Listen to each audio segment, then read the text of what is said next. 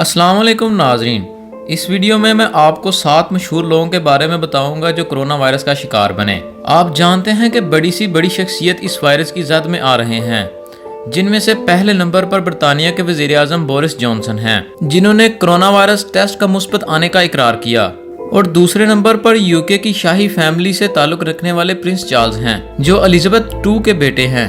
और तीसरे नंबर पर हॉलीवुड की दुनिया से ताल्लुक रखने वाले मशहूर एक्टर इद्रिस एल्बा हैं, जिन्होंने हॉलीवुड की मशहूर मूवी हॉब्स एंड शॉ में विलन का किरदार निभाया।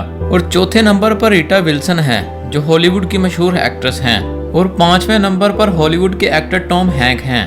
और छठे नंबर पर सिंध के education minister senator Saeed Ghani भी इस वायरस की जद में आ चुके हैं। ये पैगाम उन्होंने ट्विटर पर एक वीडियो के जरिए दिया। और नाजरीन, 7वें नंबर पर कैनेडियन प्राइम मिनिस्टर की बीवी सोफी ग्रेगरी हैं।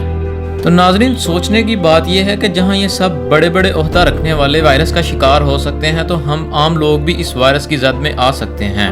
और घरों में सफाई से रहें और हुकूमत का साथ दें नाजरीन। और अगर हमारी ये वीडियो पसंद आई है तो इस वीडियो को लाइक करें और हमारा चैनल भी सब्सक्राइब करें। शुक्रिया।